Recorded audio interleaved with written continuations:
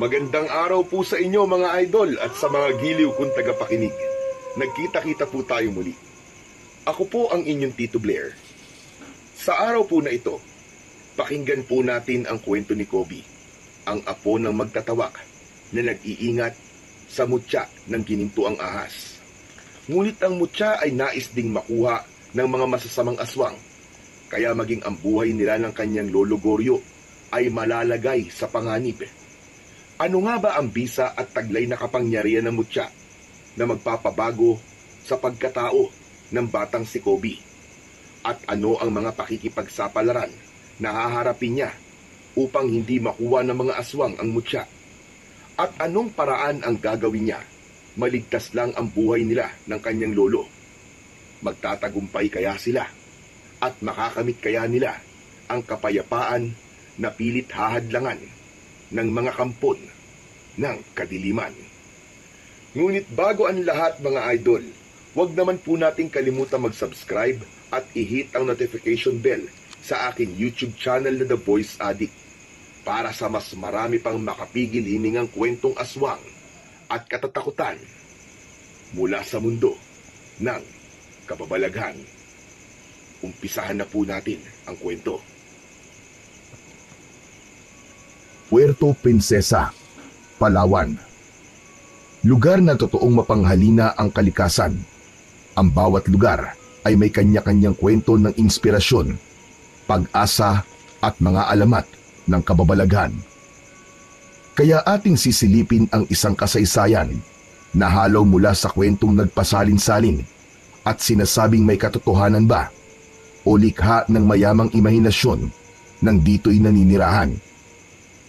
Taong 1980, para sa mga taga-baryo ay matatawag na taon ng katahimikan ang taong yun, sapagkat dumaan sa mabigat at matinding pagsubok na umabot sa trahedya ang nakalipas na mga taon. Pinamugaran ng aswang ang baryo at marami ang napahamak. Salamat na lang sa isang antingero na nagligtas sa kanila. Kaya umasa ang mga taga rito na hindi na sila guguluhin pa ng kampon ng kadiliman.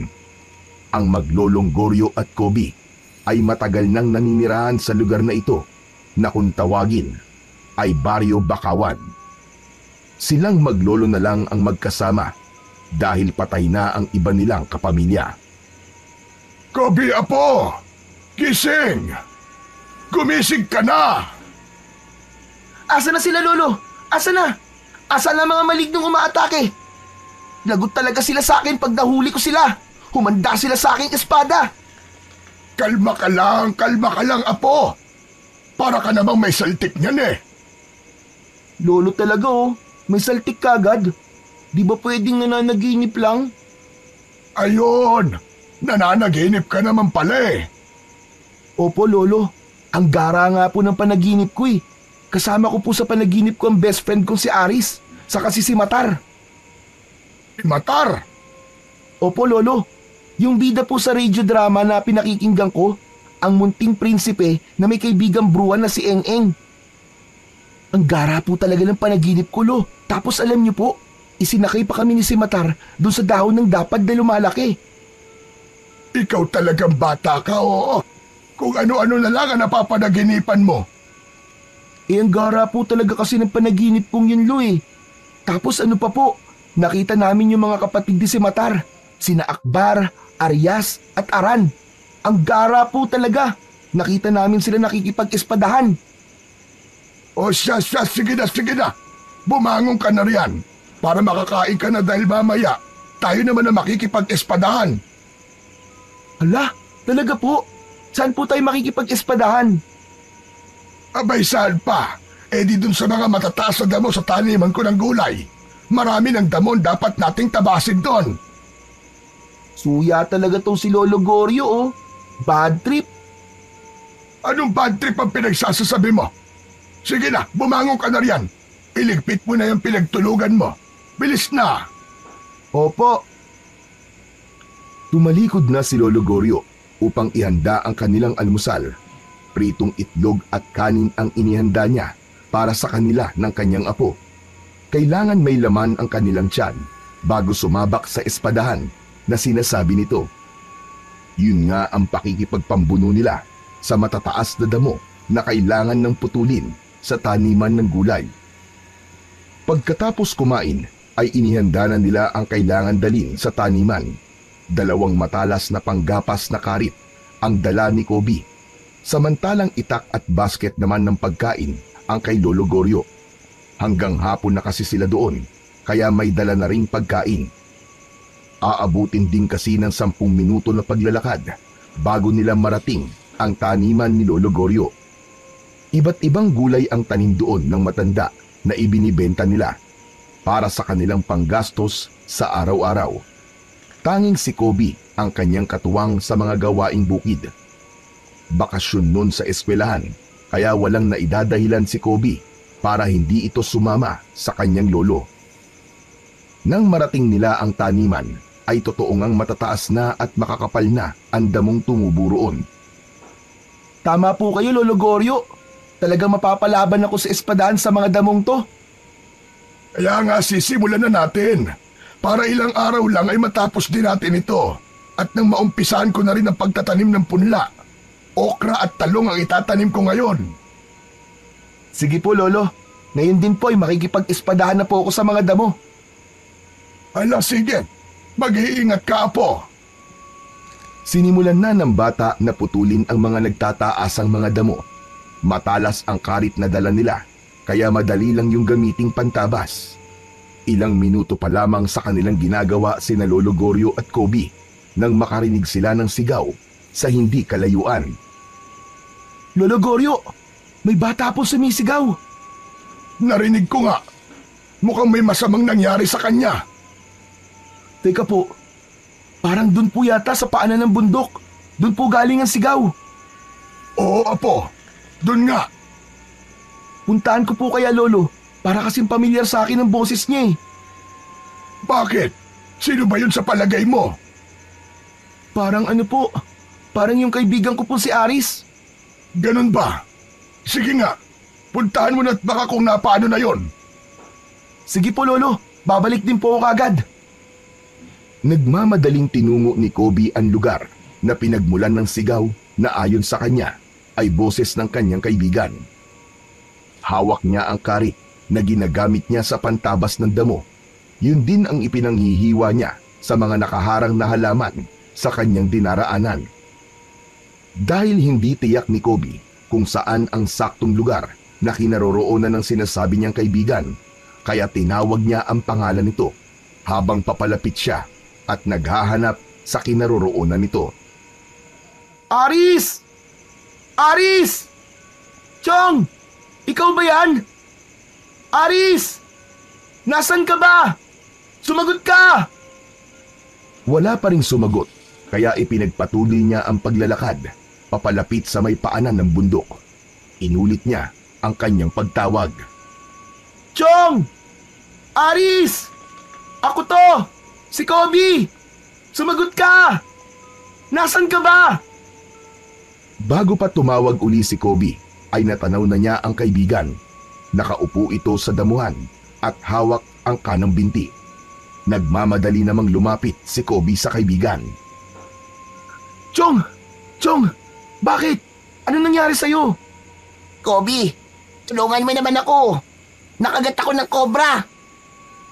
Ano? Nasaan ang kobrang sinasabi mo? Wala na eh. Tumakas pagkatapos akong tuklawin. Anong ginagawa mo sa sugat mo? Bakit mo pinipisil? Pinadudugo ko para hindi ka agad makapasok ang kamandag. Paano kaya to, Chong? Baka mamamatay na ako. Makamandag pa naman ang kobra. Ano ka ba? Patay ka agad? Hindi no. Huwag ka mag-alala. Tutulungan kita. Anong gagawin natin? Halika. Tutulungan na kitang tumayo. Teka lang. Kumapit ka sa akin. Sumama ka sa akin, dali. Saan tayo pupunta? Nahihirapan na nga akong lumakad eh. Pilitin mo. Pupunta tayo kay Lolo Goryo. Nandun siya sa taniman ng gulay. Matutulungan ka nun, sigurado ko. Inalalayan ni Kobe na tumayo ang kaibigan. Isinakbit ang isang braso sa kanyang balikat upang tulungang makalakad. Hirap si Aris na ihakbang ang paa pero pinilit niya. Bilisan natin, Chong. Sabi mo nga makamandagan tuklaw ng kobra, di ba? Oo, kaya nga natatakot ako eh. Buti na lang, Chong, dumating ka. Hindi ko na talaga alam ang gagawin ko eh. Nagmamadali silang nagtungo sa kinaroroonan ni Lolo Goryo. Aba, si Aris nga talaga ang narinig nating sumigaw. Opo, Lolo Goryo. Tulungan po natin siya. Natuklaw po siya ng ahas. Cobra po yung ahas na kumagat sa akin, Lolo Goryo. Tulungan niyo po ako. Nahihilo na po ako. Hala sige, dito. Iupo mo siya dito, Kobe. Kailangan maalis kagad ang kamandag sa kanyang binti. Inupo ni Kobe ang kaibigan sa isang nakatumbang puno. Tumingin-tingin naman sa paligid si Lolo Goryo. May nakita siyang isang kakaibang uri ng halaman. Kumuha siya ng ilang dahon. Sa kanilapitan si Aris. Hinawakan ang binti na kinagat ng ahas. Ibinuka ni Lolo Goryo ang kanyang bibig at sinimulang sipsipin ang kagat ng ahas. Pagkadakay, idinura ang dugo na nasipsip mula sa kagat ng kobra. Lolo, ano pong ginagawa niyo? Dapat alisin ang kamandag, Apo. Dahil kung hindi maaalis ang kamandag sa katawan ni Garis, maaari siyang mapahamak. Mamamatay po ako, Lolo Goryo. Posible yon. Pero mamamanhid muna ang katawan mo. Kaya nga gumagawa ko ng paraan para wag yung mangyari. Inulit ni Lolo Goryo ang pagsipsip sa sugat ni Aris. Saka isinubo niya ang dahon at ninuyayon. Nang madurog ay itinapal ang sapal sa kagat ng ahas. Pumunit din si Lolo Goryo ng tela mula sa dala nilang pamunas ng pawis at itinali yun sa binti ni Aris. Okay na po ba siya, Lolo Goryo? Kahit paano ay hindi nakakalat pa ang kamandag sa katawan niya. Maraming salamat po, Lolo Goryo. Kobe, mabuti na lang talaga. Nandito kayo ni Lolo Goryo mo. Bukas ay magpunta ka na lang sa bahay para gamutin ang sugat mo. Kailangan magamitan ko rin yan ng tawak. Dapat kang makainom nun para tuluyan ng mawala ang kamandag ng kobra na nasa katawan mo. Si Lolo Goryo ay isang uri ng albularyo na kung tawagin ay magtatawak. Gumagawa siya ng inumin o gamot mula sa iba't ibang uri ng halamang gamot na ginagamitan ng orasyon o bulong.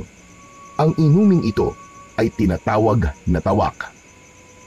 Bukod sa ginagawa ng isang magtatawak na manggamot gamit ang tinimpla niyang inumin o kaya naman ay sa pamamagitan ng kanyang laway, ang isang taong magtatawak ay may kakayahan din na paamuin o kausapin ang isang makamandag na ahas. Pinaniniwalaan din na ang mahusay na magtatawak ay ipinanganak na may kakambal na ahas. Ganon si Lolo Goryo ayon sa kwento niya. Siya ay ipinanganak na may kakambal na ahas. Ganon si Lolo Goryo ayon sa kwento niya. Siya ay ipinanganak na may kakambal na ahas. Bagamat agad din daw na namatay ang puting ahas na kakambal nito nang siya ay isilang. Nakakapagod ang maghapon na pamamalagi nila Lolo Goryo at Kobe sa taniman. Papalubog na ang araw nang sila ay umuwi. Pagdating ng bahay ay agad namang inasikaso ng matanda ang pagsasaing para sa kanilang hapunan. May natira pang adobo kaya hindi na kailangan pang magluto ng ulam ang matanda. Samantalang nagpapahinga ang maglolo ay naisipang tanungin ni Kobe ang kanyang lolo tungkol sa ginawang panggagamot nito. Dati kasi, hindi naman siya interesado sa pagiging magtatawak ng kanyang lolo. Basta nakikita lang niya na may mga pumupunta sa kanila para magpagamot. Saka hindi lang kagat ng ahas ang ginagamot ng matanda, kundi maging kagat ng iba't ibang makamandag na hayop. Lolo Goryo, ganun pala no? Para na rin kayong merong power niyan na. Yung kapangyarihan gaya ni Simatar. Itinulad mo pa ako sa paborito mong bida sa radio drama. Kasi nga po, may kapangyarihan po si Simatar. Kayang-kaya niyang labanan ng mga masasama gamit ang kanyang kapangyarihan. Kayo naman po, manggagamot. Yung kakayahan ko ay isang biyaya, Apo. Biyaya po? Galing naman po kanino? Sa nasa itaas. Hindi kasi lahat ng tao ay may kakayahan na magpagaling ng may sakit. Lalo na yung makapagpalis ng kamandag sa katawan ng isang tao. Kaya nga po saludo po ako sa inyo, Lolo eh. Hindi ako kakabahan kahit na makagat po ako ng ahas. Kasi po, alam ko po na kaya niyo po akong gamutin. Pero importante pa rin na po ang labis na pag-iingat. Lolo, di po ba marami nang nagpapagamot sa inyo? Eh kung hingan po kaya natin ng bayad? Ay nako, bihira ka talagang bata ka. Kung ano-ano ang iniisip mo. Eh kasi nga po, Lolo, sabi niyo nahihirapan na kayo magtrabaho sa bukid. Kung magpapabayad po kayo sa panggagamot niyo, lalo na sa pagtatawak, magkakapera po tayo. Kaya lamang, Apo, hindi yun tama. Bakit po? Bawal maningil ng bayad? Kung gagamitin ko ang biyayang ibinigay sa akin para pagkakitaan, baka may mangyaring masama sa akin. O kaya naman mawala yung kakayahan ko para gumamot ng may sakit, lalo na yung nakagat ng ahas. Ay, ganun po ba yun? Oo, Apo. Dahil ang biyayang binigay sa akin ay para tulungan ang mga taong nangangailangan. Lalo na yung mga walang-wala para magpagamot. Kaya hindi ko yun pwedeng gawing negosyo, Apo. Sige na nga po. Sinabi niyo eh. Saka, masaya naman ako sa ginagawa ko. Malaking bagay sa akin na may mga tao ko natutulungan. Kinabukasan ay nagpunta si Aris sa tirahan nila Lolo Goryo at Kobe. May benda pa rin ang binti nito na tinuklaw ng kobra. Buti nagpunta ka rito, Chong. Gusto kong magpasalamat kay Lolo Goryo eh. Kumusta pala ang sugat mo? Ayos na ba? Magaling na ba? Hindi pa gano, Chong. Pero wala na yung pangingirot. Ang husay talaga ni Lolo Goryo, no? Oo naman, Chong. Lolo ko yun eh. Nakita ni Lolo Goryo na nag-uusap ang magkaibigan, kaya lumapit ito. Oh, Aris! Di ba ang billing ko sa'yo kailangan mo pang makainom ng tawak? Hindi na po siguro, Lolo Goryo. Kasi wala na pong kirot at natutuyo na po yung lugar na nakagat ng kobra. Kahit na, importante pa rin makainom ka ng tawak. Tumayo si Lolo Goryo at nagpunta sa kusina. Nang magbalik ang matanda, ay meron ng hawak na maliit na baso na may lamang likido na nagkukulay abo. Inabot yon kay Aris. Inumin mo ito. Ito ang sinasabi kong tawak. Makabubuti ito sa'yo. Pero Lolo Goryo, mas mabuti na yung sigurado tayo, Aris. Kahit nasipsip ko na ang kamandag, walang nakakatiyak kung wala na nga bang natira.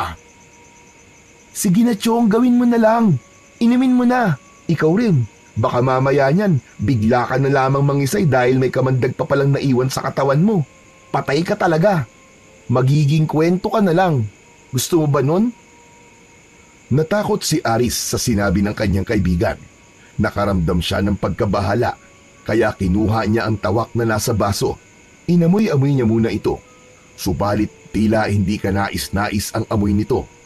Napapikit na lang siya at napakunot ng ulo. Sige na! Inumin mo na yan! Wala nang nagawa ang bata kundi ang sumunod. Saglit lang at ininom na rin yun ni Aris. Napangiwi pa siya dahil sa kakaibang lasa. Subalit kung yun naman ang magliligtas sa kanya, mas mabuti nang tiisin ng pait at masamang lasa kesa mapahamak siya. Kaya nang sumunod na araw ay maayos na kagad ang kalagayan ni Aris. Nakakapaglaro na sila ni Kobe. Puti na lang talaga, Chong. Andyan ang lolo mo. Mahusay siyang magtatawak. Kung wala kaya ang lolo ko, ano na kayang nangyari sa'yo, Chong? Eh di malamang, kwento na lang ako ngayon. Wala ka ng kaibigang gwapo at mabait. Yan. Yan tayo eh. Hindi ka ba kinikilabutan dyan sa sinasabi mo, Chong? Hindi. Bakit naman ako kikilabutan? Eh gwapo naman ako tsaka mabait ah. Kaya nga naging kaibigan mo ko eh. Kung sa bagay, may punto ka. Kasi nga, mas gwapo at mas mabait ang gusto mong kaibigan, di ba? At ako naman yun. Yan tayo eh. Tama ka, Chong. Yan tayo eh. Makakapal ang muka at mahilig magbulahan. Puro talaga tayo kalokohan, Chong. Tara na nga. Saan ba tayo pupunta? Sa kakahuyan, hahanap tayo ng gagamba. Ilalaban natin sa wrestling ng gagamba. Sige, sige. Hahanap tayo ng malalakas na gagamba. Yung kalahi ni Spider-Man. Oo nga. Tara, Chong. Ay, teka sandali. O bakit? Nakita mo ba yun? Yung dalawang tao na yun. Isang babae at isang lalaki. O bakit? Anong meron sa kanila? Mukhang bago lang sila dito sa Baryo Bakawan. Ngayon ko lang sila nakita eh. Oo nga no. Teka, parang may hinahanap sila. O ayan, papalapit sila sa atin. Magandang araw sa inyo. Kumusta kayo mga bata? Pwede ba magtanong? Oo naman po. Basta wag lang pong mat. Kung naghahanap naman po kayo ng mauutangan, nako, pasensya na po. Walang-wala rin po kami. Tsaka wala po kaming kilala na pwede niyong utangan. Mga batang hindi kalbo, pero gusto magpatawa. Dali na naman. Nagbibiro lang sila. Mapagpatul ka naman talaga sa bata, oo. May regla po ba yung kasama niyo, Manong? Mainit po ang ulo eh. Excuse me, menopause na ako. Inurungan na ako ng regla. Ay, kaya pala magagalitin. Ganyan daw kapag tumatandang dalaga eh. Nangiinis pa kayong dalawa, ha? Ay, hindi po. Nakakapikon na kayo, ha? Ang init naman po talaga ng ulo niyo, Manang. Sige po, sa iba na lang po kayo magtanong. Ayaw namin makipag-usap sa babaeng masungit na inurungan ng regla. Tara na nga, Aris. Baka mahawa pa tayo ng kasungitan dito. Oo nga, tara na. Hanap na tayo ng mga gagambang hindi masungit. Tuluyan nang umalis ang dalawang bata. Iniwan na ang dalawang dayo. O ano, nakita mo na dali na ang ginawa mo? Nainis tuloy yung dalawang bata. Masyadong epal eh. Camilo, ayokong kausap ang mga taong pilosopo. Mga bata yun, dali na. Mapagpatul ka masyado. Marami pang tao rito na pwede natin mapagtanungan. Tuloy-tuloy na nagpunta sa kakahuyan ang dalawang bata. Kailangan nilang makakita ng mga matatapang na gagamba para sa kanilang paglalaro. Grabe, no? Ang sungit-sungit ng babae kanina. Hindi naman maganda. Alam mo, Chong, may nararamdaman akong kakaiba dun sa babae na yun. Chong, teka lang. In love ka ba sa kanya? Langya. Ang tindi ng taste mo, Chong. Chong, ano bang in love ang sinasabi mo? Hindi ko magugustuhan ng ganun, no? Mapakla na yun. Saka amoy lupa na. Teka, ano ba yung sinasabi mong nararamdaman mong kakaiba? Magsyota naman yata yun eh. Hindi eh. Pakiramdam ko kasi may masama silang binabalak. Ano? Ganun ang nararamdaman mo, Chong? Oo, Chong. Kasi mukha silang hindi mapagkakatiwalaan. Huwag na nga natin silang isipin. Tsaka kung may binabalak silang masama dito sa Baryo Bakawan, may paglalagyan talaga sila. Dahil nga halos magkakilala ang mga naninirahan sa Baryo Bakawan, kaya alam na alam ng mga taga rito kapag may taga-ibang lugar na nagagawi sa baryo. Minsan, maagang gumising si Lolo Goryo dahil plano niyang pumunta ng maaga sa kanyang gulayan para simulan ang pagtatanim ng punla. Tapos na kasi nilang linisin at tabasin ang mga damo. Magpapakulo ng tubig si Lolo Goryo nang marinig niyang may tumatawag sa kanya na tila natatakot. Agad yung nilabas ng matandang lalaki. Garya, tulungan mo ako! Tulungan mo ako, Garya, maawa ka sa akin! Abay, bakit, Andrea? Ano ba problema mo? Kumagat sa akin! Tulungan mo ako! Saan ka ba kinagat? Ito, tingnan mo! Dito sa may leeg ko! Abay, teka! Si Kinini lang yan na ginawa ng boyfriend mo! Hoy, Garya! Tumigil ka, ha? Virgin pa ito at wala akong boyfriend! Tingnan mo na tong leg ko, bilisan mo na! Sandali lang naman. Huwag mo takpan. Tinatakpan mo ng kamay mo eh. Oh, hayan na, hayan na. Nakikita mo na ba ang kagat? Oo nga. Abay, hindi nga chikinini ito. Kagat nga at matatalim ang ngipin ng kumagat sa'yo. O ano? Tulungan mo na akong gamutin. Sige na. Hayop ba ang kumagat niyan? At bakit sa leeg pa? Hindi basta hayop, kundi halimaw. Isang aswang. Ano ka mo? Aswang! Natulog kasi ako na bukas ang aking kubo. Nagising ako na may aswang na pala akong kasama. Pambihira! Bumalik na naman pala mga kampo ng dilim. Manggugulo na naman sila. Kaya nga nakakabahala na talaga. Tapos ako pa ang una nilang gustong punteryahin. Heto nga oh, sinagpang ang leeg ko. Buti na lang at nagising ako at nakagawa ko ng paraan para hatawin siya ng baston ko. Ayun, natakot at umalis. Pero nag-iwan naman ng kagat. Yun na nga eh. Dahil sa kagat niya ay maging aswang din ako. Kaya gamutin mo ako, Goryo, para mo ng awa. Baka may kamandag yun at ikamatay ko pa. Husay kang magtatawak. Kaya alam kong magagamot mo ako. Pero ang tawak na meron ako ay para lamang sa mga kagat ng makakamandag na hayop. Hindi para sa isang aswang. Pwede na yun, Goryo. Ano ka ba? Bigyan mo ako ng iinumin ko. Parang awa mo na. Para hindi ako malason ng kamandag ng aswang. Ayoko maging aswang, Goryo. Ayoko pang mamatay. Mag-aasawa pa ako, Goryo. Gusto ko pa makatikim ng kakaibang putahe.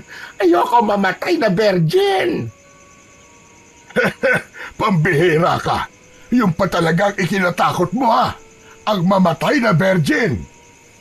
Basta, Goryo. Bigyan mo ako ng tawak at iinumin ko na.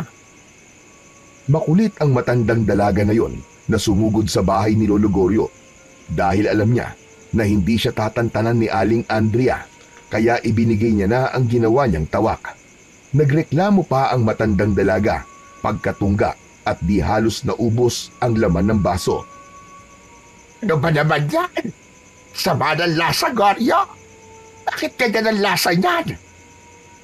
Abay, pagtiyagaan mo na. Kakaiba talaga ang lasa ng tawak. Aba, Goryo, nakakasuka eh. Ano ba gusto mo? Mawala ang sinasabi mong kamandag ng kagat ng aswang? O maging aswang ka? O ang mamatay kang virgin? Sige na. Uubusin ko na nga ang tawak. Pikit matang inubos ng matandang babae ang laman ng basong ibinigay ni Lolo Goryo. Pagkatapos magpasalamat ay agad na umalis ito pero ang sama pa rin ng muka at nasusuka pa ito dahil sa lasa ng ininom na tawak. Samantala, wala na ang matandang si Andrea nang marinig niyang tumatawa ang apong si Kobe na noon ay gising na pala. Kobe, apo! Ano nangyayari sa iyo at tumatawa ka riyan ng mag-isa? Eh kasi naman po, Lo, natutuwa po ako kay Aling Andrea eh. Bakit naman? Dahil hirap siyang inumin yung tawak na ibinigay ko? Sabi niya, ang sama daw ng lasa at nakakasuka. Eh talaga namang kakaiba ang lasa ng tawak eh. Lo, saan mo po ba kinuha yun? Eh di dun sa timbahan na pinaghahaluan ko na ginagawa kong tawak. Alam ko kasi may natira pa doon. Lo, wala na po yun. Ubus na po, may humingi sa akin kahapon. Ibinigay ko na. Eh ano yung laman ng timba? Kakulay ng tawak eh. Lo, pinagbabaran ko po yun na maruming karsunsilyo nyo. Kaya lang nakalimutan kong itapon. Gaske kang bata ka. Kaya pala hirap na hirap tanggapin ang sikmura niya. Bayaan mo na, Lo. Malay nyo po, epektibo po ang pinagbabaran ng karsunsilyo nyo para sa kagat ng aswang. Natawa na lamang si Lolo Goryo. Naalala niya ang ekspresyon ng mukha ni Andrea nang inumin nito ang ibinigay niya na buong akala niya ay tawak. Hindi naman nabahala si Lolo Goryo dahil alam niyang hindi naman makakalason yon. Saka mababaw lang ang kagat ng aswang sa leeg nito.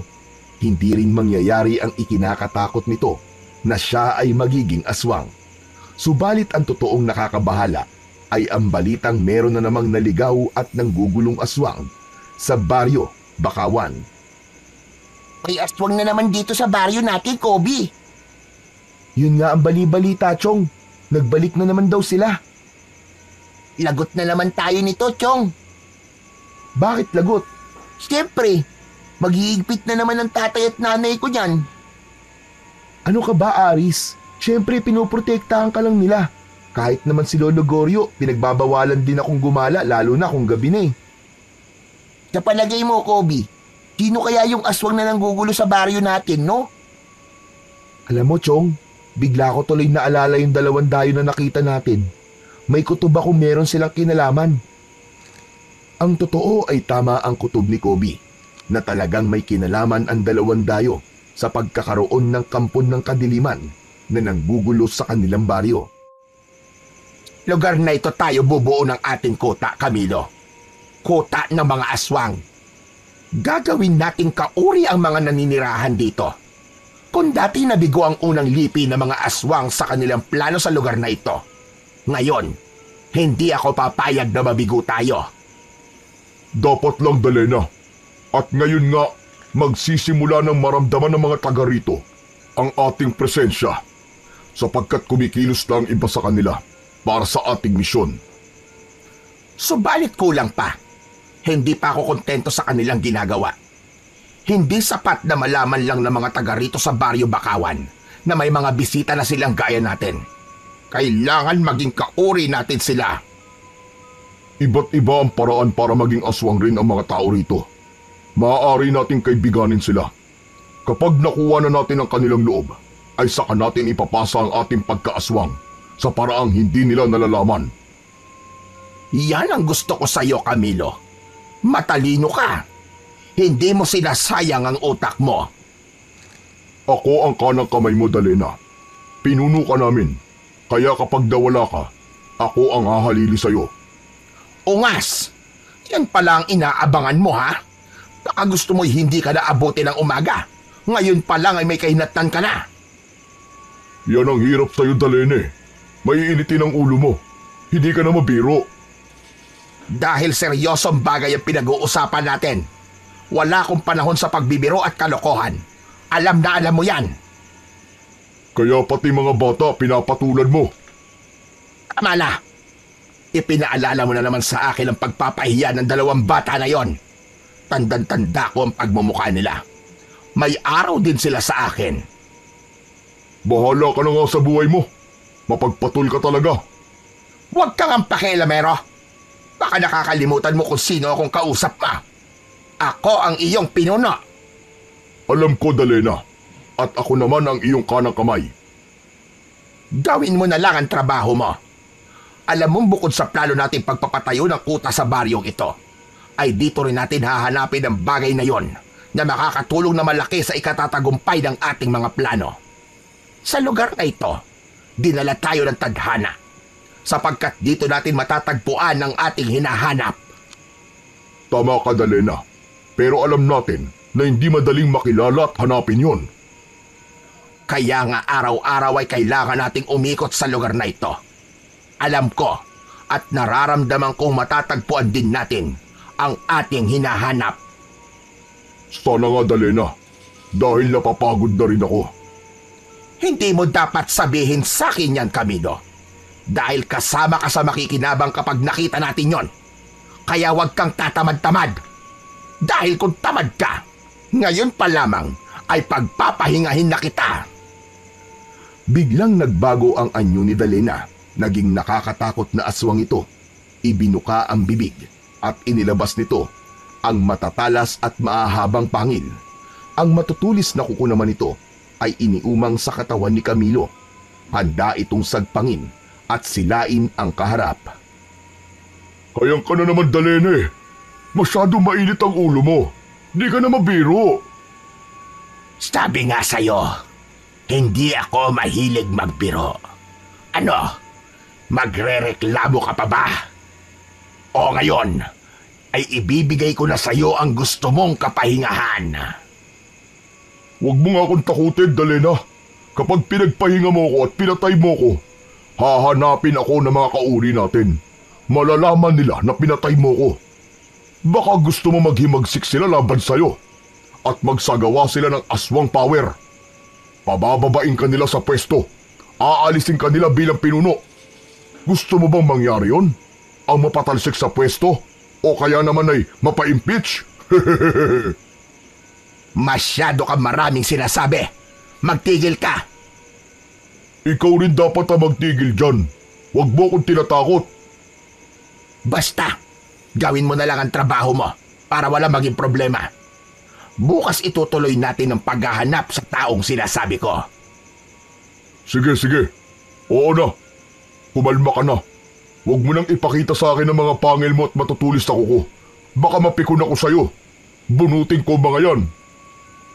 Kumalma si Dalena. Bumalik na ito sa dating itsura. Alam niyang hindi niya matatakot si Camilo. Isa pa, hindi rin niya kakayanin kapag nawala ito. Tinatakot niya lang talaga ang kanyang kanang kamay para manahimik ito. Samantala, sa bahay naman ni Lolo Goryo at Kobe ay nagulat si Kobe nang marinig nitong nagsipag-ingay ang mga alagang manok. Maging ang ilang baboy na nasa kulungan malapit sa kanilang kubo. Lolo! Lolo Goryo, gising! Gumising kayo! Ano ka ba naman, Kobe? Natutulog ang tao eh. Huwag kang ang istorbo. Lolo, gumising ka muna! Kung merong magpapagamot o hihingi ng tawak, pabalikin mo na lamang mamaya. Gusto ko magpahinga muna. Pagod ako, Apo. Lolo, basta gumising po kayo! Inaantok na ako. Pagod ako, Apo. Tamad na bumangon si Lolo Goryo. Mabigat ang katawan. Ito talagang si Lolo, ang hirap kausap. Teka nga, paano ko ba ito magigising? Alam ko na. Sa naisip ko, tsak, gigising siya. May naisip na kalokohan si Kobe upang mapabangon ang kanyang Lolo Goryo. Tumalikod ito sa kanyang Lolo Goryo at inilapit ang kanyang puwetan sa muka ng matanda. Sa kabuong lakas na pinakawalan na tila pagsabog ng bulkan ang mabawong hangin mula sa kanyang tiyan. Nayanig ang tenga ni Lolo Goryo sa lakas ng pasabog ni Kobe. Sapul ang muka ng matanda sa mabahong amoy na agad na nanuot sa ilong nito. Napatayo at napilitang bumangon ng matanda na galit na galit. Walang hiya ka talagang, Kobe ka. Ano bang kalokohan yung ginagawa mo? Gusto mo ba akong patayin? Ang OA mo naman, Lolo. Patay kagad. Di ba pwedeng malason muna kayo sa pasabog ko? Ano ba yung ginawa mo? At talagang itinipat mo pa sa mukha ko. Nalanghap ko yatang lahat ng masamang hangin na ibinuga mo. Napakabaho. Kasi naman, Lolo, kanina pa kita ginigising, ayaw mong bumangon. Inaantok na ako eh. O ngayon, Lo, tsak, wala na po ang antok nyo. Matinding panggising po ang pasabog ko kanina, no? Matindi talaga. At sama ng amoy. Amoy bulok na imbornal. Ilabas mo na nga yan. Pumunta ka na doon sa kubeta dahil isang buwan na yatang nakaimbak yan sa tiyan mo. Lolo naman, 1 linggo pa lang. Sandali nga. Bakit mo ba iniistorbo ang pagtulog ko, ha? Muli ay nagkandaingay ang mga alaga nila.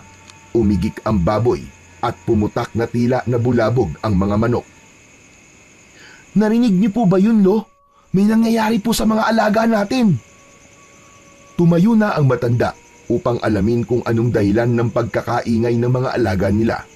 Unang naisip ni Lolo Goryo ay ang aswang ang dahilan.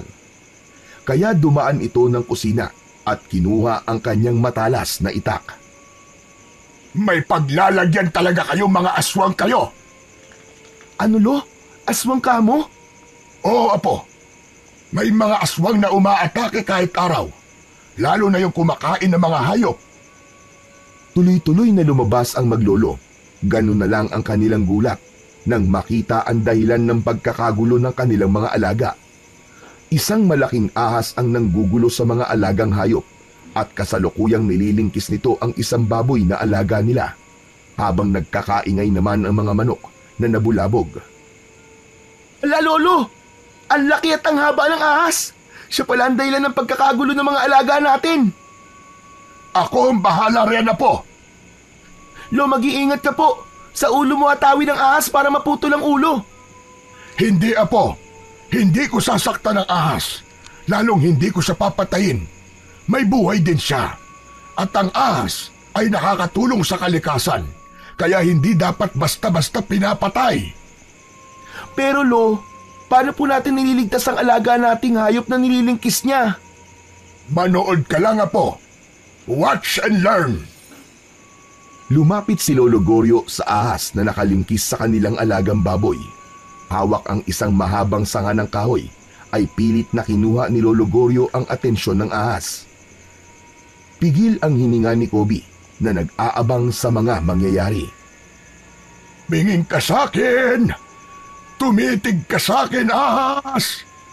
Tumingin ka rito! Mag-ingat po kayo, Lolo. Huwag ka nga maingay riyan, Apo. Nabubulabog siya.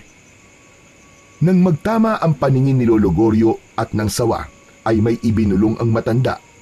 Matamang nakatitig naman sa kanya ang malaki at mahabang ahas. Pagkatapos ng ginawang pagbulong sa hangin ni Lolo Goryo, ay unti-unting lumuwag ang pagkakalingkis ng sawa sa katawan ng baboy. Gumapang ito papalayo na tila natatakot kay Lolo Goryo hanggang sa tuluyan na itong nawala sa damuhan. Hanep! Ang astig naman nun, Lolo. O paano? Wala na siya, Apo. Umalis na ang ahas. At hindi na yun babalik pa. Lo, paano niyo po nagawa yun? Ang angas! Nautusan niyo po ang sawa na alisin ang pagkakalingkis niya doon sa baboy. Tapos, umalis pa siya. Isa yun sa katangian at kakayahan ko bilang magtatawak. Nagagawa ko rin kausapin at paamuin ng isang makamandag na hayop gaya ng ahas at kahit kobra pa. Hindi pa rin po ako makapaniwala, Lo. Ibig sabihin, totoo pala yung narinig ko na may kakaiba kayong kapangyarihan dahil daw ipinanganak kayong may kakambal na ahas. Totoo ang lahat ng yun, Apo. Katunayan nga, may isang bagay ka pang dapat malaman at kailangan mapunta yun sa'yo. Dahil ikaw ay nabibilang sa huling dugo ng ating angkan. Ano pong ibig niyong sabihin, Lolo?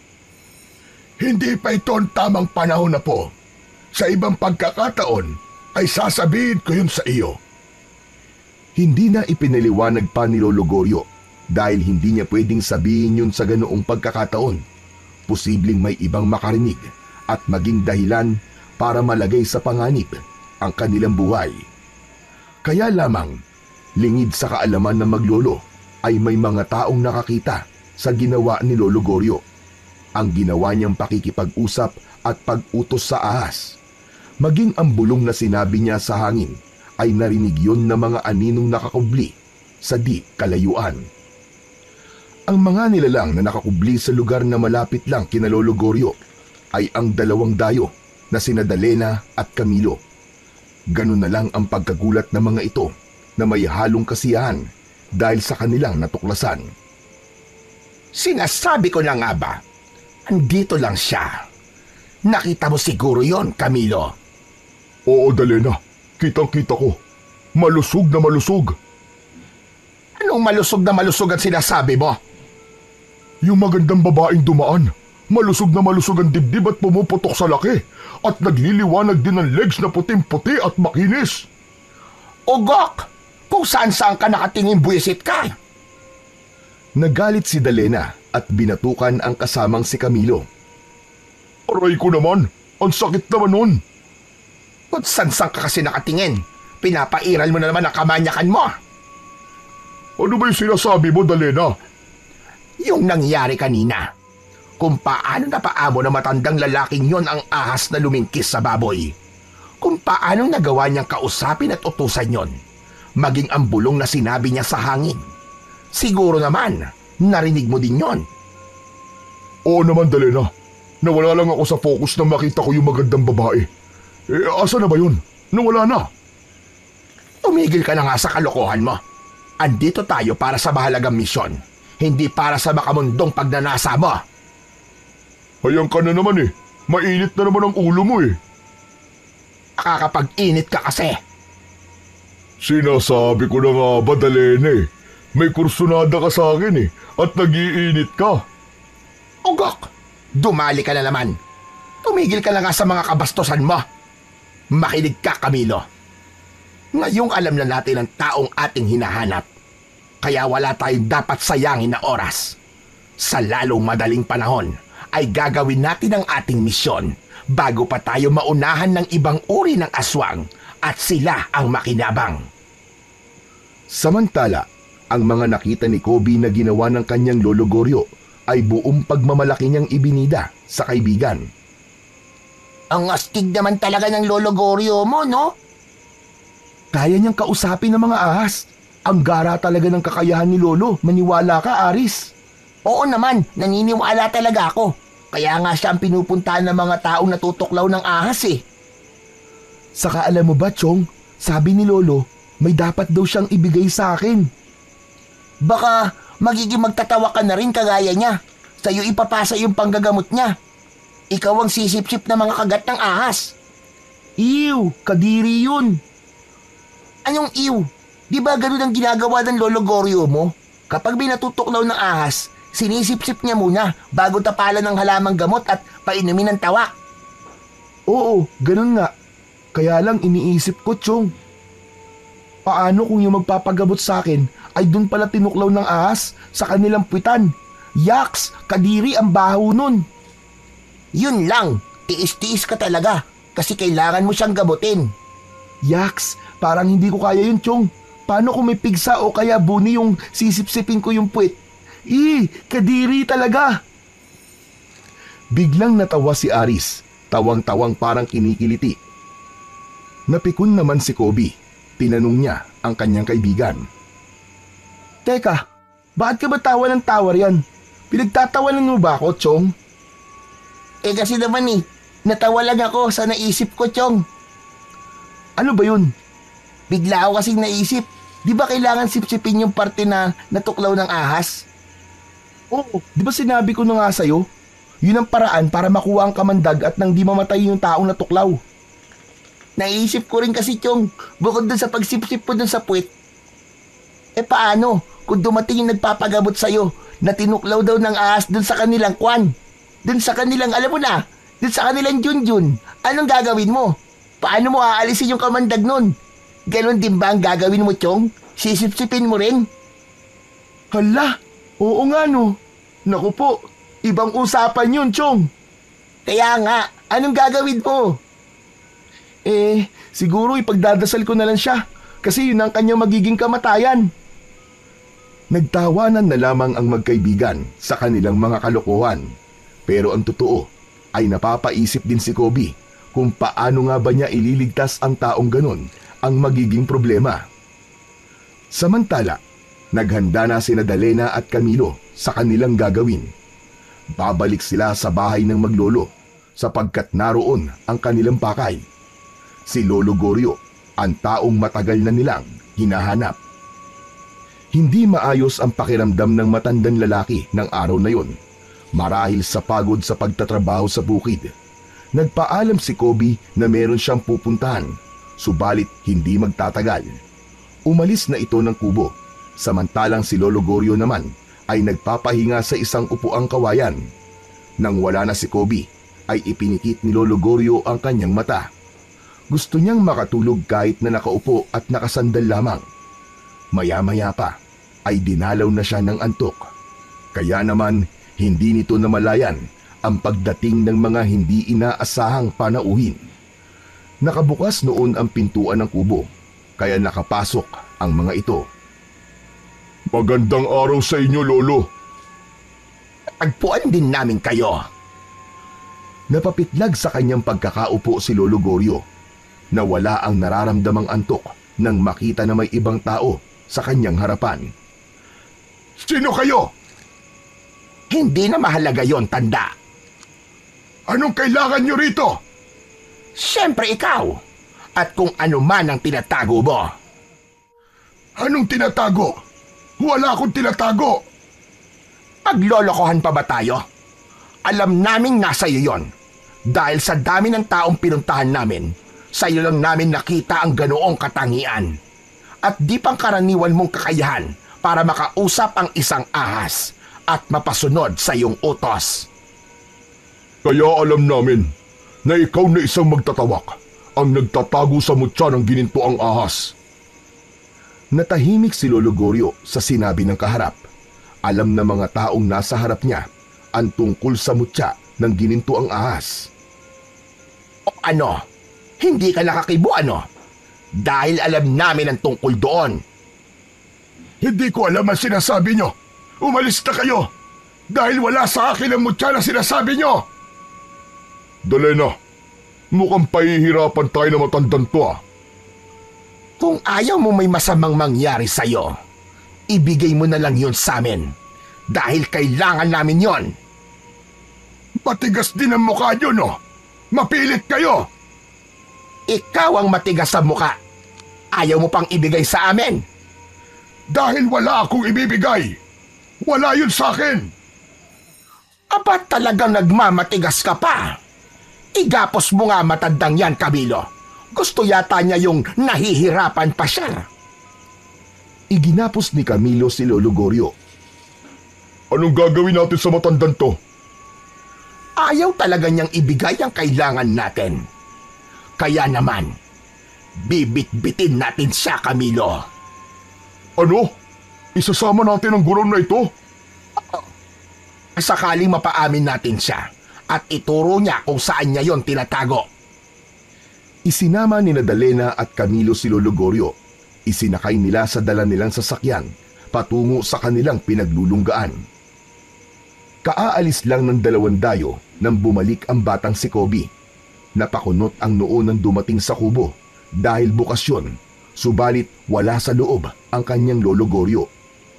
Nakita din niya na magulo ang mga gamit sa kubo. May mga bakas din ng ibang paa sa labas ng kanilang bahay.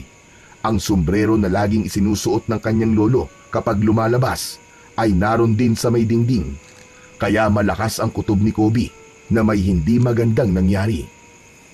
Lumabas siya ng kubo upang magtanong at humingi ng tulong nang bigla naman niyang makasalubong ang kaibigan niyang si Aris. Kobe, buti nandito ka. Chong, ang Lolo Goryo ko, nawawala. Yun nga ang sasabihin ko sa'yo. Nakita ko ang lolo mo. Kasama siya ng 2 dayo. Isinakay sa owner type jeep. Ano? Yung 2 dayo na nakita natin? Oo, Chong. Sila nga. Kaibigan ba sila ng lolo mo? Hindi ko alam. Saka di pa naman yung pumupunta sa bahay. Baka naman may gagamutin lang si Lolo, kaya isinama siya. Ewan ko lang, Chong ha. Kasi ibang kutob ko eh. Kasi nakita ko, parang nakagapos ang kamay ni Lolo Goryo. Naloko na. Teka, hindi kaya kinidnap nila ang lolo mo? Ano? Ba't naman nila kikidnapin ang lolo ko? Hindi naman kami mayaman ah. Yun din nga ang iniisip ko eh. Di ba mayayaman lang ang kinikidnap? Aris, kung talagang kinidnap ang lolo ko, saan nila yung dadalin? Saka anong gagawin nila? Ano bang gagawin natin? Paano natin matutulungan si Lolo Goryo? Ano kaya kung ipaalam natin kina Kapitan? Wag muna. Bakit naman? Baka mamaya hindi magustuhan ng mga kumidnap kay Lolo yung gagawin natin. Baka patayin nila si Lolo eh. Oo nga no. Pero nung gagawin natin, paano natin siya matutulungan? Samantala, sa lugar na pinagdalhan ni Danela at Camilo kay Lolo Goryo, ay pilit pa rin nilang pinipiga ang matandang lalaki tungkol sa kanilang hinahanap na mutya ng ginintuang ahas. Di na dapat aabot sa ganito kung ibinigay mo sana kagad, Mang Goryo. Gusto mo yata yung pinahihirapan ka pa namin eh. Wala nga sa akin yon. Sinabi ko na sa inyo. Wala akong ginintuang ahas. Walang maniniwala sa'yo, tanda. Dahil ikaw ang itinuturo ng lahat ng palatandaan. Ikaw lang ang nag-iisang magtatawak sa lugar na ito. Ang may kakayahang magpaamo ng mga makakamandag na ahas. Kaya walang pagdududa na ikaw ang nagtatago noon. Ano bang kailangan nyo sa mutya ng gininto ang ahas? Talagang tinatanong mo pa kami? Alam mo yon, tanda. Hindi namin yung pag-iinteresang kunin sa'yo kung wala kaming mapapala. Sa ganong sitwasyon, napilit pinapaamin at hinahanap ng dalawang dayo ang mutya ng gininto ang ahas, ay dumaloy sa alaala ni Lolo Goryo kung paanong napunta sa kanya ang bagay na yon. Nangunguha siya noon ng mga halamang gamot sa gitna ng gubat para kunin ang mga ugat nito na gagamitin niya sa paggawa ng tawak na kailangan niya sa panggagamot. Para yun sa mga tao na tuklaw ng makamandag na ahas o kaya ay ng iba pang hayop. Subalit inabutan siya ng malakas na ulan na tila nagkaroon ng bagyo, kaya humanap siya ng lugar na mapagkukublian hanggang sa makita niya ang isang yungib na maaari niyang pagpalipasan hanggang sa tumigil ang bagyo. Subalit ganun na lamang ang gulat at kilabot niya nang malaman na ang pinasukang kuweba ay pinamumugaran pala ng iba't ibang uri ng ahas. Ganun na lang ang pagkatakot niya. Gusto niyang lumabas ng kuweba, subalit malakas ang bagyo at walang patid ang ulan. Ngunit ganun na lang ang kanyang pagtataka. Sa kabila ng napakaraming ahas ang naroon sa loob ng kuweba, ay hindi siya sinaktan ng kahit isa rito. Iniiwasan pa siya ng mga ito. Hindi niya maipaliwanag ang kanyang nararamdaman, pero tila maamo sa kanya ang mga hayop na yon. Bigla niyang naisip ang pagiging tawak niya o pagkakaroon ng kambal na ahas nang siya'y ipanganak. Marahil tama nga ang sabi-sabi na kapag ang isang bata ay may kakambal na ahas ng isilang, ay ligtas ito sa naturang hayop at maaari pa niyang maging kaibigan. Sa pananatili ni Lolo Goryo sa loob ng kuwebang kuta ng mga ahas, ay napapasunod niya ang mga ito sa pamamagitan ng pagtitig sa mga mata.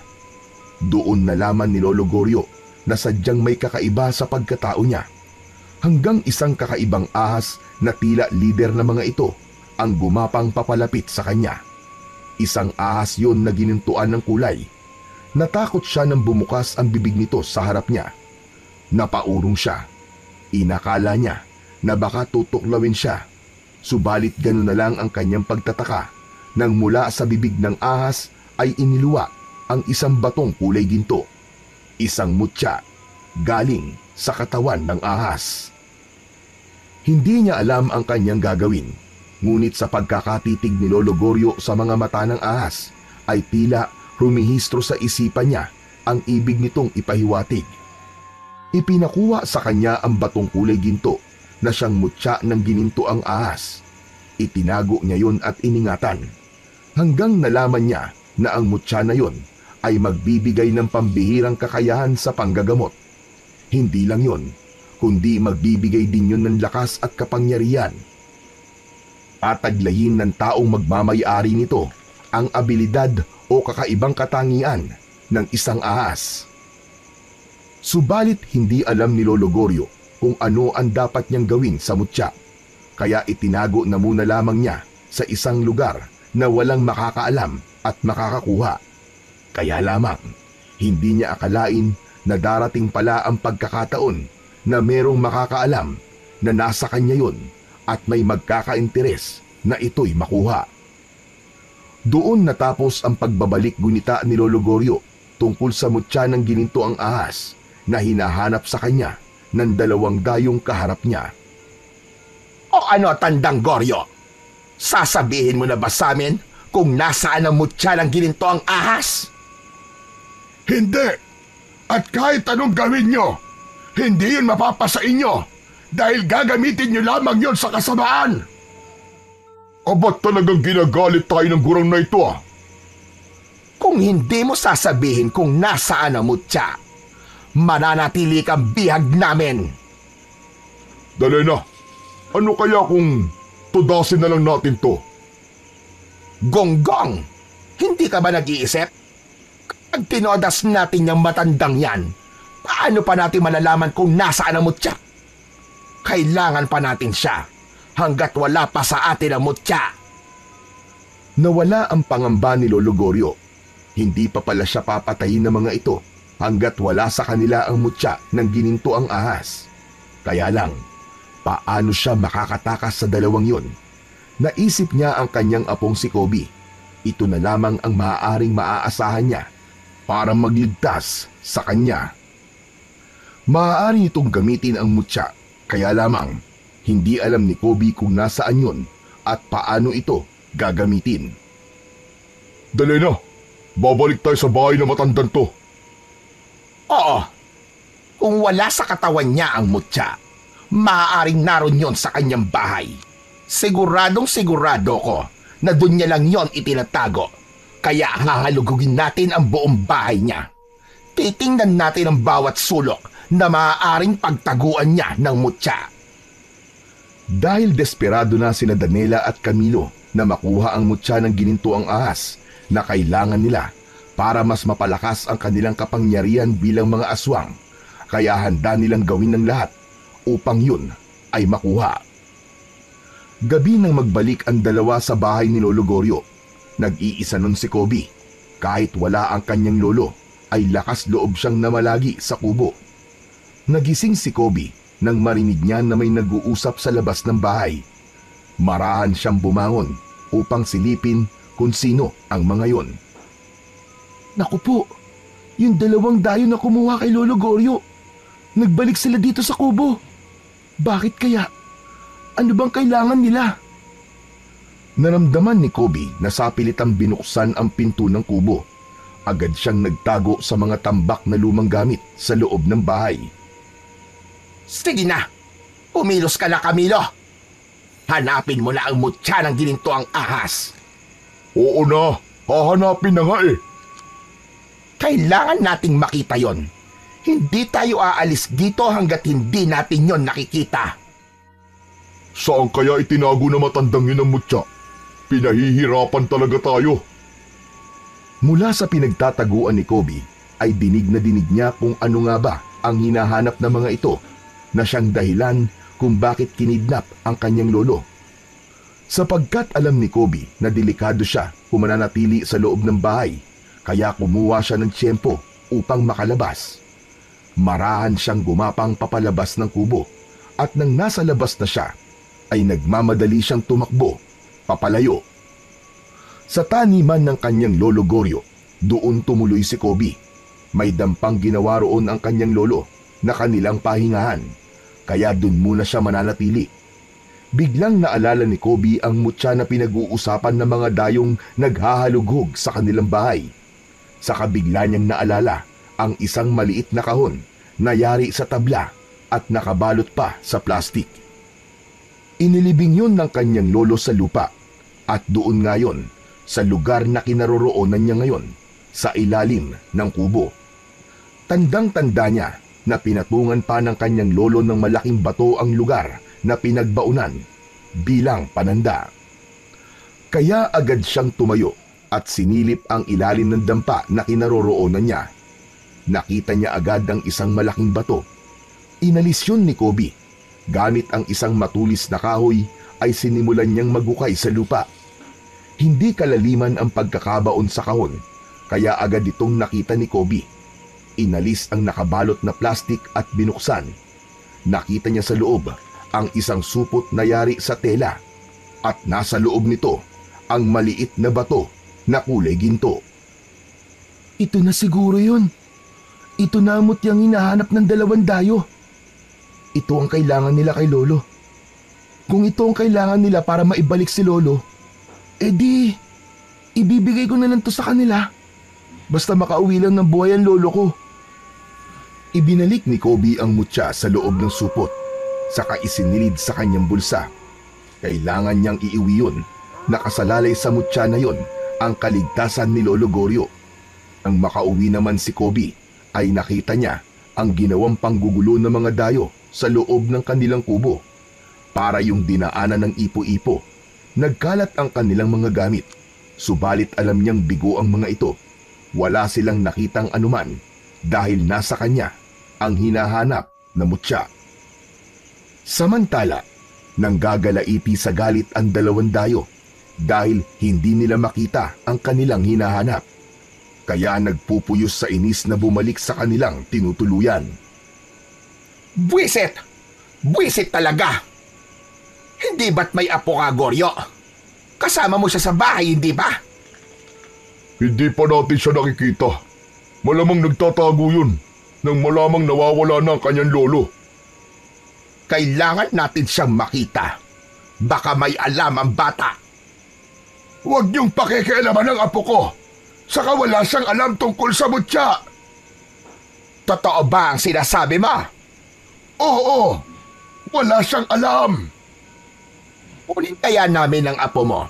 Siguro naman, kapag kasama mo na siya rito at pahihirapan namin, ay sasabihin mo na kung nasaan ang mutya. Mga walang hiya kayo! Huwag niyong idadamay si Kobe!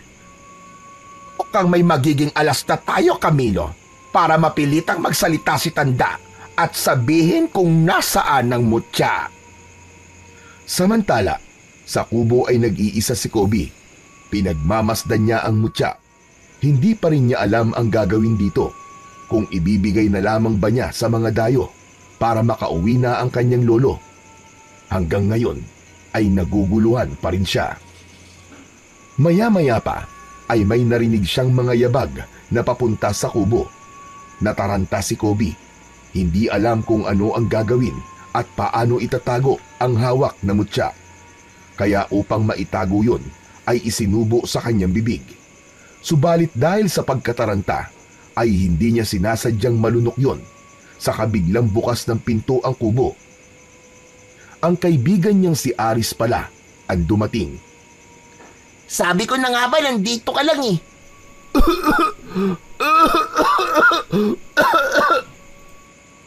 Oh, ano nangyari sa'yo, Chong? Bakit ka nauubo? May nalunok ka ba?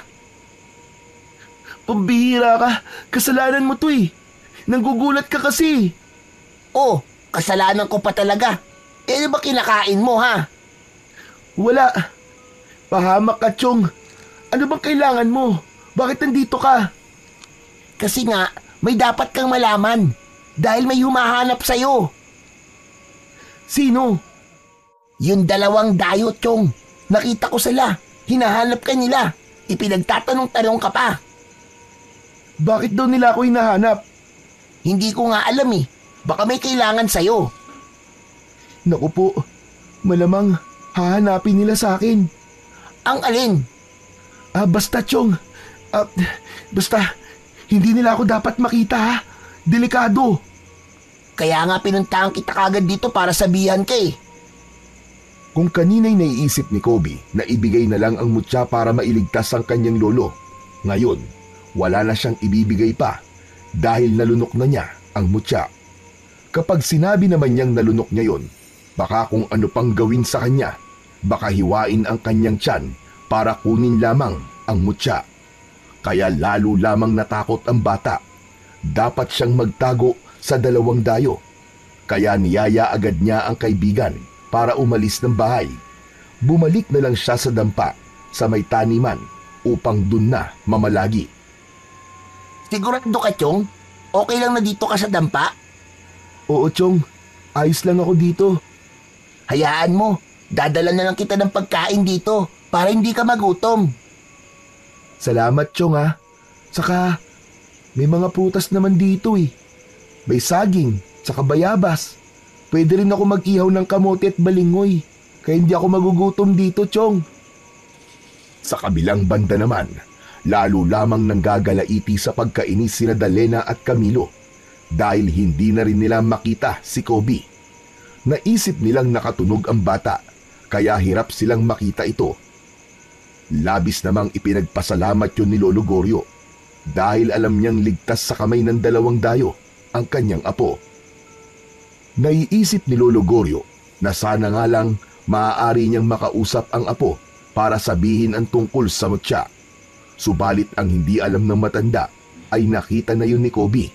Katunayan nga ay nasa loob na ito ng katawan ng kanyang apo. Mula nang lunukin ni Kobe ang mutya ay may naramdaman siyang kakaiba sa kanyang sarili. Napansin din yun ni Aris nang minsang dalhan siya ng pagkain. O ano, Chong? Okay ka lang ba? Kanina ka pa hindi mapakali ah. Ewan ko ba, Aris? Bakit ganito yung nangyayari sa akin? Grabe, ang kati-kati talaga ng katawan ko. Baka may kurikong ka na. Pambihira, kuri kong kagad, di ba pwedeng na-allergy lang ako sa mga damo dito sa taniman ni Lolo Goryo?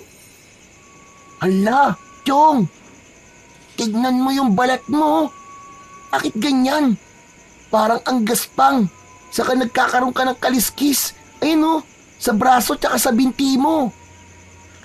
Oo nga, Chong eh. Hindi ko alam kung bakit nagkakaganito ako eh. Hala, Chong, baka magiging isda ka na.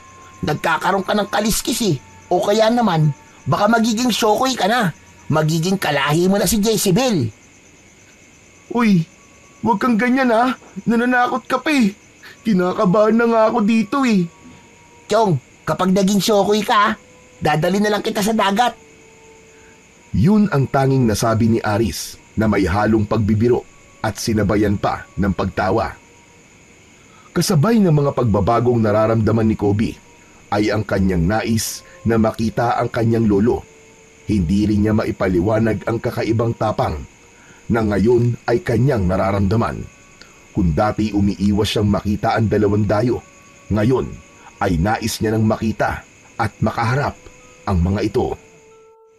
Dito ako tatambay sa kalye. Sabi ni Aris, dito niya nakita ang mga taong kumuha kay Lolo Goryo. Kailangan kong malaman kung saan sila nakatira. Tsak, naroon din ang lolo ko. Hanggang sa isang sasakyan ang nakita ni Kobe na huminto sa hindi kalayuan mula sa kinaroroonan niya. Ang dalawang dayo ang sakay nun. May binili lang sa tindahan ang matandang babaeng bumaba. Lumapit dun si Kobe na patago-tago para hindi siya makita.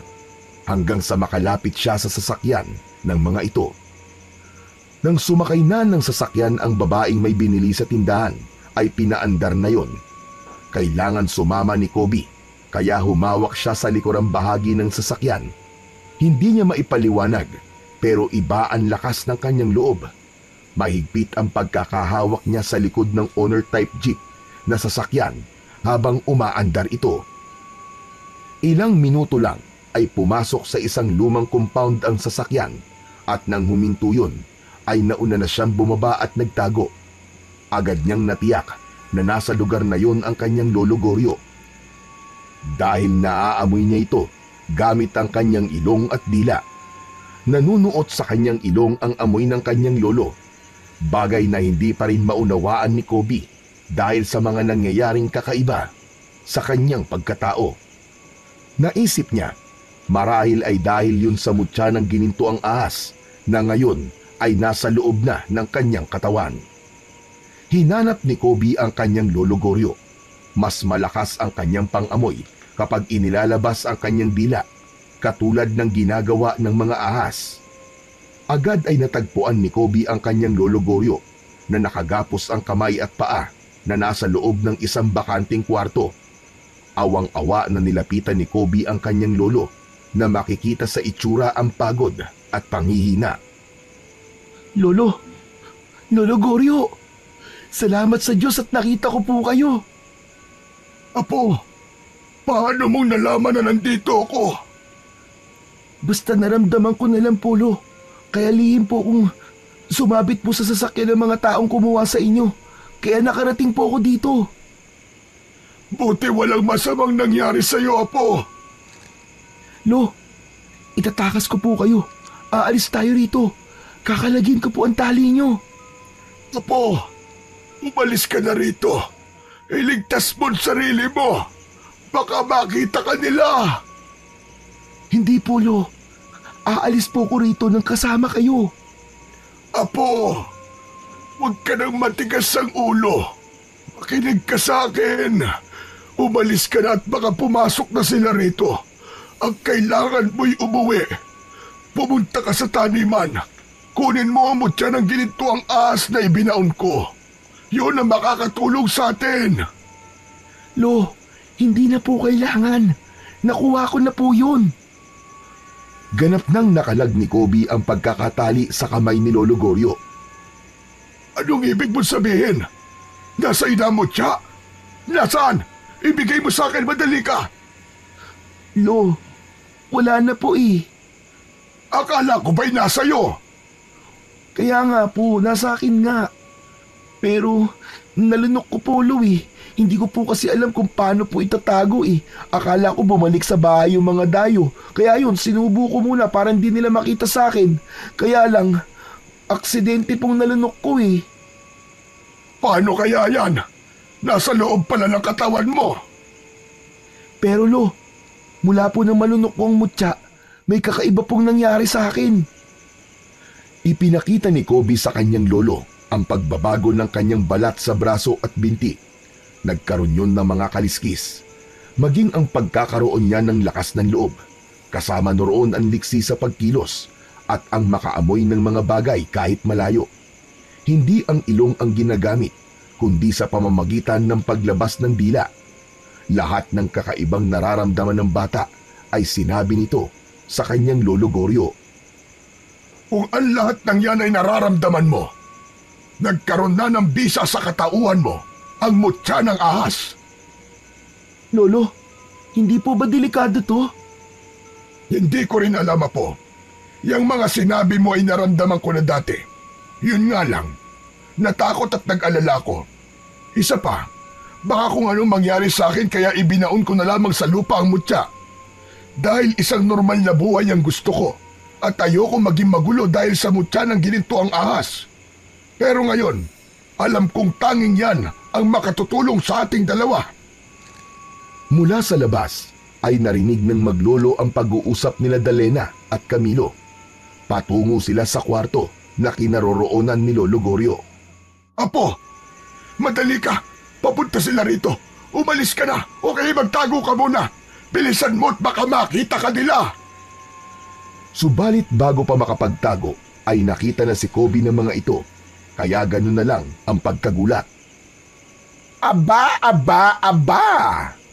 Paano ka napunta ritong bata ka? Huwag mo nang isipin yun, Dalena. Ang mahalaga, hindi na natin siya hahanapin dahil siya na mismo nagpunta rito. Hehehe, kapag siniswerte ka nga naman. Itali mo na yan, Camilo. Oh, itong si Tanda. Kalagnan tali, oh. Tingnan mo. Gusto pa pala tayong isahan ng maglolo na ito? Igapos mo ang dalawang yan. Hindi sila dapat makatakas. Ngayon andito na rin ang apo ni Tanda. Malamang, mapagsasalita na natin siya. Maituturo niya na kung nasa ng mutya na hinahanap natin. Dahil kapag hindi pa siya nagsalita, may paglalagyan talaga ang apo niya sa atin. Gusto kong makipaglaro sa kanila, Dalena. Ikaw ang bahala sa kanila, Camilo.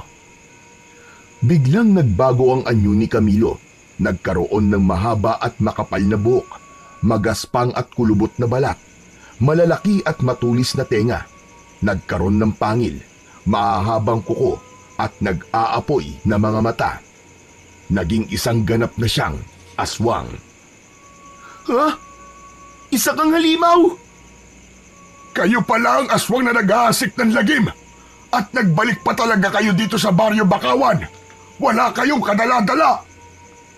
Dahil hindi natapos ang misyon noon ng mga kauri namin.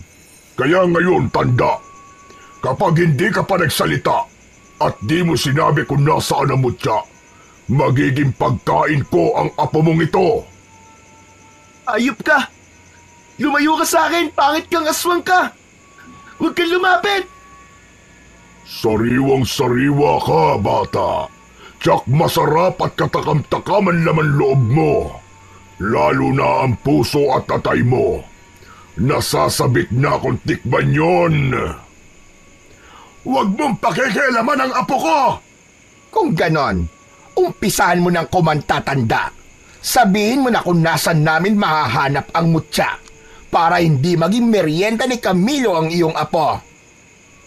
Sinabi ko naman sa inyo, wala akong alam, kaya wala akong sasabihin. Ganon. Ayaw mo pa talagang magsalita. Ibinuka ng aswang na si Camilo ang kanyang malaking bibig. Inilabas ang mahabang dila at pinagapang yon sa mukha ni Kobe. Diring-diri ang bata habang pinapagapang ng aswang ang kanyang mahaba at matulis na dila sa muka ng bata. Diring-diri na rin si Kobe dahil sa mabahong amoy ng laway na naiiwan sa muka nito. Hindi ito nakontento sa pagdila sa muka ng bata kaya pinagapang pa ang dila sa iba pang bahagi ng muka. Isinuot yun sa ilong at tenga ni Kobe. Yak! Ano ba? Ang bastos mong aswang ka! Kadiri ka! Ano, tanda? Wala ka pa bang sasabihin? O gusto mong sa harap mo mismo ay sakmalin ko ang leeg ng apo mo? Samantala, ng mga pagkakataong yun ay galit na ang nararamdaman ni Kobe. Diring-diri siya sa ginagawa sa kanya ng aswang na si Camilo. Baka naman, ikaw ang may nalalaman, bata. Alam mo ba kung saan nakatago ang mutya? Kaya itong lolo mo naman ang uunahin kong sagpangin. Hinawakan ng aswang ang leeg ni Lolo Goryo at bahagyang ibinaon ang matutulis na kuko sa leeg nito. Aray ko! Walang iya ka talagang aswang ka! Kung hindi lang ako nakatali, makikita mo ang hinahanap mo! Aba, palaban ka palang amoy lupa ka. Para namang may ibubuga ka pa. Bitiwan mo ang lolo ko! Huwag mo siyang saktan! Bakit? May magagawa ka ba? Maliligtas mo ba ang lolo mo kung lalaslasin ko ang leg niya at wawakwakin ko ang kanyang dibdib para kunin ang kanyang laman loob? Ha? May magagawa ka ba, bubuit? Nanggigil sa galit si Kobe. Hindi niya namalayan na nagbabago na rin pala ang kanyang itsura. Nagkaroon ng maraming kaliskis ang kanyang katawan. Nanigas ang kanyang buhok at ang mga mata niya ay naging katulad ng sa isang ahas. Lumabas din ang kanyang matulis at mahabang dila. Naging isang taong ahas si Kobe. Nagawa nitong makaalpas sa pagkakatali. Bitiwan mo sabi ang lolo Goryo ko! Gulat na gulat ang aswang na si Camilo sa nakitang pagbabago kay Kobe at pagiging mabalasik nito na handang umatake sa kanya. Ha? Naging taong ahas ka! Nasa iyo ang mutya na ginit ko ang ahas! Bago pa makabuelo si Camilo para umatake, ay sinunggaban na siya ng taong ahas na si Kobe. Manghang-mangha si Lolo Goryo sa kanyang nakitang pagbabago sa kanyang apo. Makikita ang pagkatakot ng aswang na si Camilo sa taong ahas dahil alam niyang mas mapanganib ang kamandag nito. Hindi naman makapaniwala si Dalena sa mga nangyari dahil alam niyang hindi kakayanin ni Camilo ang labang yon, kaya agad ding nagbago ang anyo nito. Naging ganap siyang aswang upang harapin ang taong ahas. Pinagtulungang atakihin ng dalawang aswang ang taong ahas. Matindi ang naging sagupaan ng mga ito, subalit hindi nagpakita ng kahinaan si Kobe. Nakipagsabayan siya. Walang magawa ang matutulis na kuko ng mga aswang. Hindi yun tumatalab sa katawan ng taong ahas, kundi dumudulas lamang dahil sa makapal na kaliskis ng balat. Todo iwas naman ang mga aswang na makagat ng taong ahas. Dahil pakiramdam ng mga aswang ay tagilid sila, kaya wala silang nagawa kundi ang umurong. Nagmamadali silang lumabas at tumakbo palayo. Subalit bago sila umalis ay may iniwang pagbabanta. Hindi pa tayo tapos! Magkikita pa tayo muli! Babalikan ka namin! Samantala, nakatingin lamang si Lolo Goryo sa taong ahas na si Kobe. Lumapit ito sa matandang lalaki. Lo, ako po ito. Ang apo nyo. Huwag po kayong matakot. Hindi ko alam kung anong sasabihin ko, apo. Hindi naman ako natatakot sa iyo. Hindi lang talaga ako makapaniwala. Unti-unti nang humupa ang galit ni Kobe, kaya kasabay ng paghupa ng kanyang galit ay ang pagbabago nito ng anyo. Nawala ang kakatuwang itsura nito, ang pagiging taong ahas. Bumalik na ito sa normal. Agad din niyang kinalag ang tali ni Lolo Goryo. Wala na po sila, Lolo. Umalis na po ang mga aswang. Natakot po sila.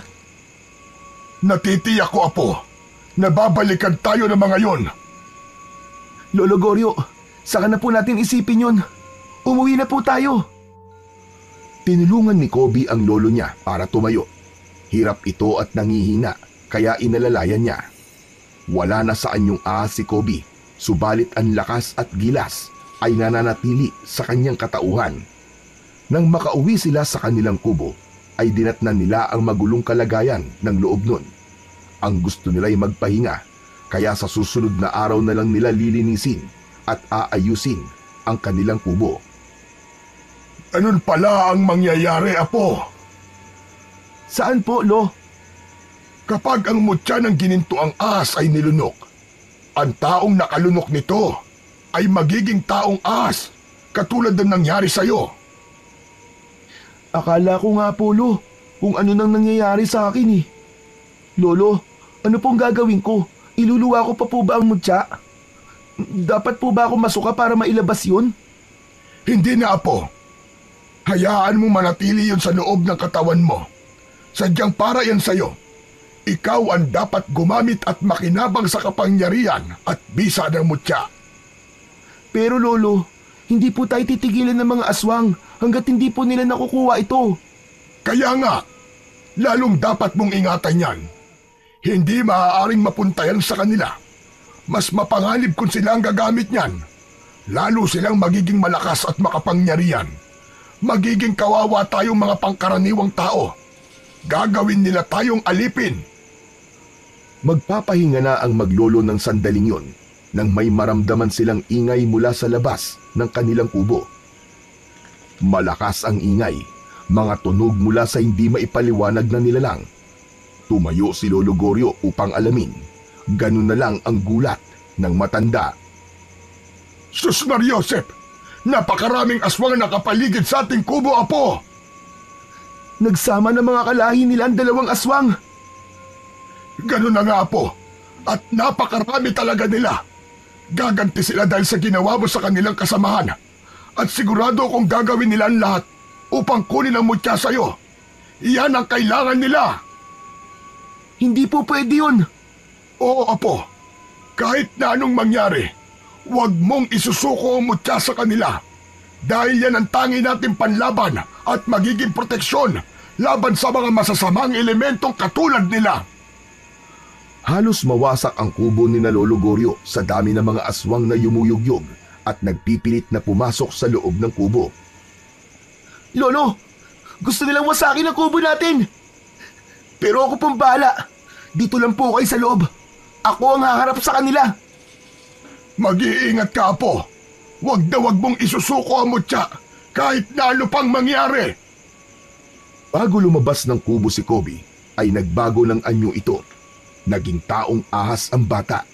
Yun ang tanging niyang magagawa upang labanan ang grupo ng mga kampon ng kadiliman na lumusob sa kanila. Tingnan natin ngayon kung may magagawa pa ang taong ahas na yan.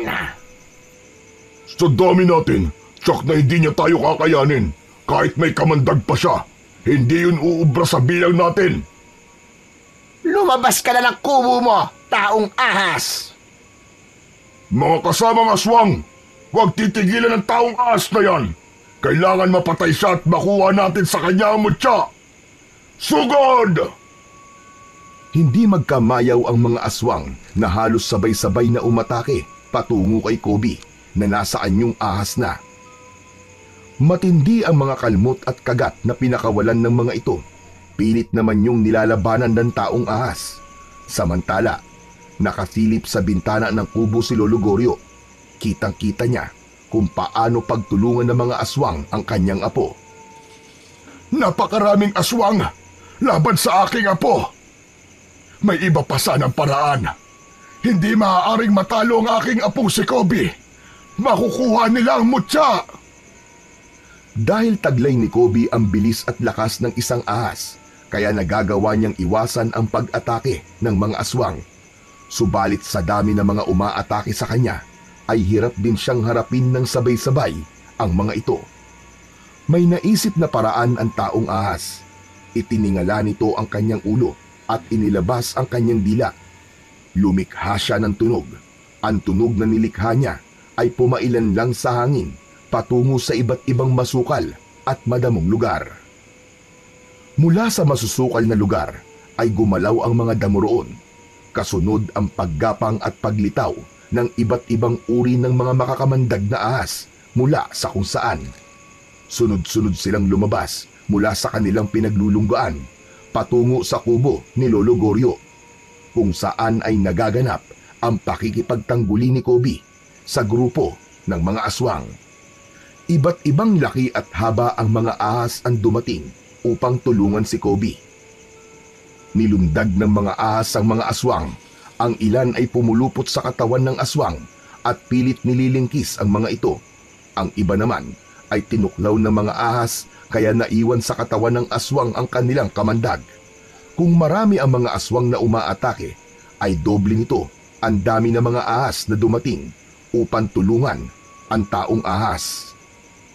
Hindi makapaniwala at nanlalaki ang mga mata ni Lolo Goryo na naroon sa bintana ng kubo. Kitang-kita niya ang mga nagaganap. Aswang kontra sa iba't ibang ahas ang nangyaring sagupaan. Maging ang reyna ng aswang na si Dalena at kasamang si Camilo ay kasamang pinatay ng mga ahas. Walang natira kahit isa. Ang mga aswang ay namatay sa mahigpit na lingkis ng mga ahas o kaya naman ay dahil sa lason mula sa kanilang kamandag. Nang matiyak na wala ng buhay ang mga aswang, ay isa-isa nang umalis ang mga ahas. Gumapang sila patungo sa masusukal at madadamong lugar, pabalik sa kanilang mga lungga. Salamat!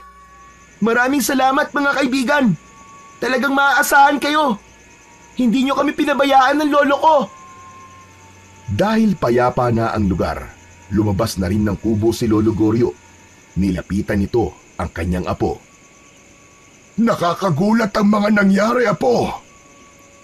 Kaya nga po, Lo, ang gara po na nangyari. Puno po ng kapangyarihan at kakaiba ang bisa ng mutya. Iniligtas niya po tayo. Ngayon ko lang nalaman ang tunay na kabuluhan ng mutya ng gininto ang ahas. Kaya hanggat may masasamang nilalang na manggugulo at may masamang plano, hinding-hindi sila magtatagumpay.